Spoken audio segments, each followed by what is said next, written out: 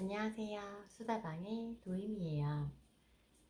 오늘은 결혼 상대로 절대 피해야 할 세 가지 남자 유형에 대해서 준비해 보았는데요. 제가 결혼을 한 지 이제 7년이 됐고, 이제 30대 중반을 넘어가고 있는데, 사실 제 주변의 지인들은 대부분 이제 결혼을 한 기혼자들이에요. 근데 아직 결혼을 하지 않은 저보다 더 나이가 어린 후배들이나 동생들로부터 이런 질문을 종종 받곤 해요. 지금 만나고 있는 남자가 결혼 상대로서 적합한지 모르겠다. 그리고 결혼을 하려면 이성의 어떤 부분을 중요하게 봐야 하느냐라는 질문인데요. 제가 기혼자로서 어떤 정보를 드릴 수 있을까 고민하는 도중에 이 질문이야말로 제가 결혼 전과 후가 많이 달라진 답을 갖고 있기 때문에 잘 전달할 수 있겠다. 그리고 꼭 알리고 싶다라는 마음이 들어서 준비하게 되었습니다.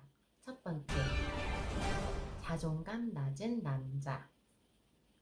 자, 부부가 된다는 것은 서로 힘들 때 힘이 되어주고 또 문제가 발생했을 때는 서로 합심해서 그 문제를 긍정적인 방향으로 풀어가는 더 나은 방향으로 풀어갈 수 있는 그런 시너지 효과를 낼 수 있어야 하는 것인데 결국 이 말은 서로 의지할 수 있어야 된다는 말이거든요. 그런데 자존감이 낮은 분들의 특징을 보면은 무언가 뜻대로 되지 않을 때 쉽게 좌절하고 또 뭔가 노력하기보다는 자책을 하고 또 긍정적인 방향보다는 부정적인 방향으로 생각을 이제 쉽게 하고 또 부정적인 방향으로 생각을 했을 때 또 그 부정적인 상황에서 쉽게 헤어나오지 못하는 그런 특징을 갖고 계시더라고요.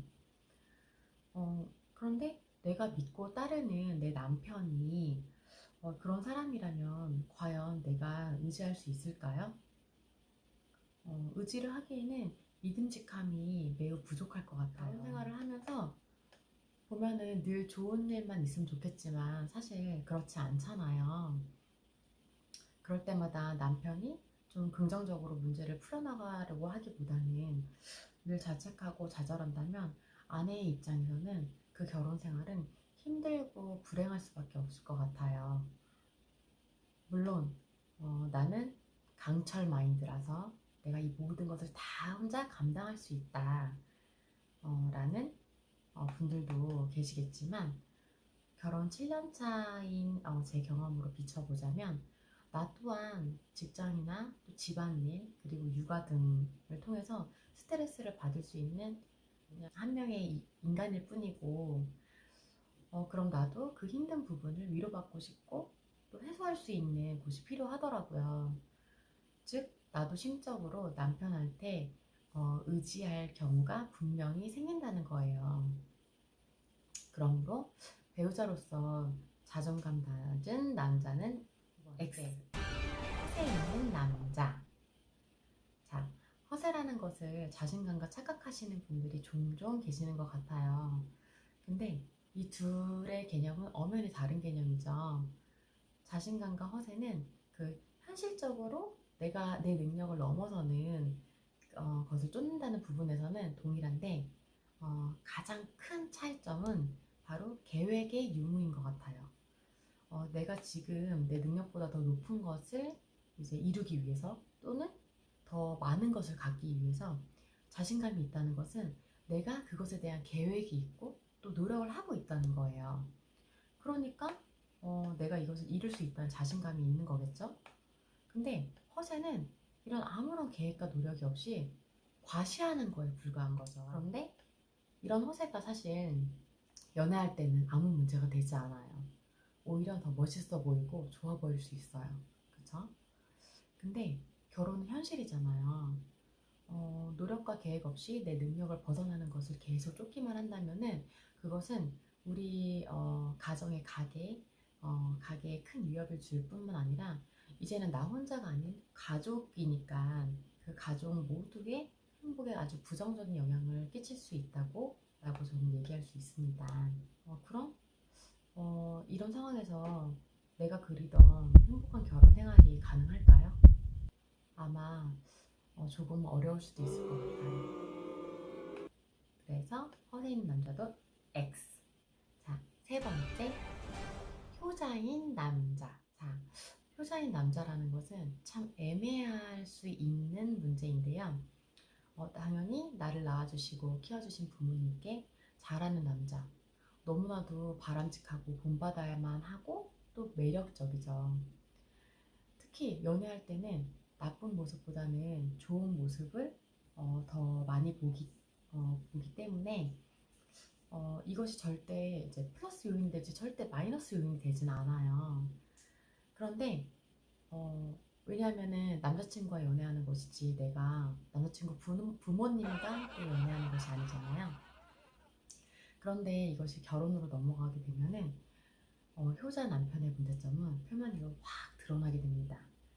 이것은 가정의 불화를 일으키는 아주 큰 요인이 되기도 해요. 예를 들면 시댁과 갈등이 생겼어요.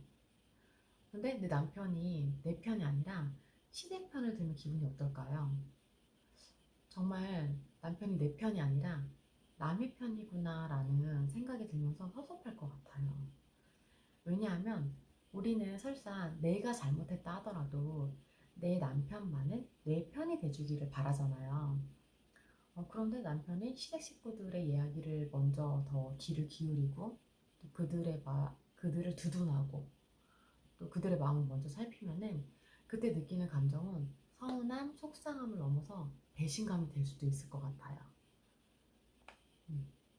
실제로 제 친구의 경험담을 한번 말씀드리자면 이거는 갈등과는 조금 다른 문제인데 제 친구의 남편이 회계사인데 회계사는 보통 이제 조금 단기간에 되기보다는 좀 오랜 기간 공부를 하고 이제 시험을 보고 이제 되는 그런 과정이 있잖아요. 이분도 마찬가지로 2년 반 정도의 그런 공부 기간을 거쳐서 회계사가 되셨어요. 근데 가정 형편은 그렇게 넉넉하지 못했던 거죠. 그럼에도 불구하고 이제 아들의 꿈을 위해서 뒷받침을 계속 해주셔서 결국에는 회계사가 됐는데 아들이 회계사가 되고 나서 한 2년 정도 조금 됐을 때 제 친구를 만나서 결혼을 하게 되었거든요. 그러다 보니까 남편은 내가 내 부모님한테 받은 것보다 내가 회계사가 돼서 돌려드려야지 하는 그 부분이 좀 충족되지 못했던 것 같아요. 그래서 결혼을 하고 나서 제 친구에게 그 남편이 제안한 게 한 가지가 있는데 그게 뭐였냐면 내가 주말마다 시댁에 가서 자게 해달라 라는 거였어요. 어떻게 생각하세요? 결혼을 한 기혼자인데 주말마다 우리 부모님이 계신 집에 가서 내가 자고 오겠다 이렇게 말을 하는 거는 제 상식선에서는 전혀 이해가 되지 않고 말도 안 된다고 생각이 들거든요. 제 친구도 그렇게 생각을 하고서 정말 말도 안 되는 일이지만 왜 그러고 싶냐라고 물어봤더니 아니나 다를까 내가 장가를 일찍 감으로써 내 방이 비어있고 그 부재에 대해서 부모님이 많이 적적해 하실 것 같다. 그래서 내가 주말에 가서 보살펴 드려야 되겠다. 라고 말을 했다는 거예요. 근데 그분이 외아들이 아니거든요. 여동생도 있고 시집을 안 간 여동생이 함께 살고 있었고 그리고 그 부모님도 분명히 아들이 장가를 갔다는 거를 인지하고 계시는 분들일 거라고 저는 생각이 들어요. 근데도 이제 그 효자인 아들의 입장에서는 부족했던 거죠. 그래서 내가 주말마다 가서 그 부분을 채워드려야 되겠다. 이렇게 생각을 했던 것 같아요. 근데 결국에는 이제 그 부분은 아니라고 생각을 했고 제 친구도 분명하게 의사표현을 해가지고 그 부분은 이루어지지 않았어요. 근데 그리고 나서 이제 얼마 지나지 않아서 이제 제 친구의 남편이 이번 주에는 연차를 내겠다라고 얘기를 한 거예요. 그래서 제 친구는 약간 설레는 마음으로 이제 평일에 연차를 낸다고 하니까 어떤 데이트를 할까, 어디를 가서 좋은 시간을 보낼까 라면서 이제 혼자 생각을 하면서 고민도 하고 이제 그러고 있었는데 연차를 내겠다는 그 날짜가 다가와도 아무 말이 없는 거예요, 남편이. 그래서 바로 내일인데 우리 뭐 할까? 어떤 계획이 있어? 이렇게 물어봤더니 나 내일 여동생이랑 야구장 가기로 했는데 이렇게 얘기를 하는 거예요. 그러니까 제 친구 입장에서는 너무 벙찐 거죠. 나하고 전혀 1도 상의를 하지 않고 스스로 아가씨, 그러니까 신우와 약속을 잡고 계획을 잡았다는 건데 그때 느꼈던 제 친구의 감정은 어, 이게 뭐지? 이 사람의 와이프는 난데 나를 무시하는 건가? 이런 생각이 먼저 들었다고 해요. 근데 이 남편은 이 아내를 사랑하지 않아서가 아니라 이 아내를, 그러니까 제 친구를 무시해서가 아니라 정말 단순히 내가 장가를 가가지고 내 부모와 내 동생에게 관심을 많이 쏟지 못하니까 내가 시간을 내서 내 여동생과 시간을 보내야 되겠다. 이렇게 생각을 한 거죠. 그래서 여동생과 시간을 보내기 위한 연차를 낸 거였어요. 이게 참 말로는 정말 아름답고 가족을 챙기는 그 모습이 정말 바람직하고 그렇지만 이제 기혼자인 입장에서 내 남편이 그런다면은 어떤 느낌을 갖게 될까요? 저는 엄청 방황하고 기분이 안 좋을 것 같아요. 그래서 이게 참 애매한 부분일 수 있지만 어, 제가 말씀드리고 싶은 거는 절대 부모님을 등한시하는 불효자와 결혼해야 된다는 말이 아니에요. 단지 어느 정도 배우자가 이제 자신의 가정을 먼저 돌보고 그리고 본인의 가정을 꾸렸으니까 시댁과 몸과 마음을 또 분리시킬 줄 아는 그런 남자와 만나야 한다는 것이죠.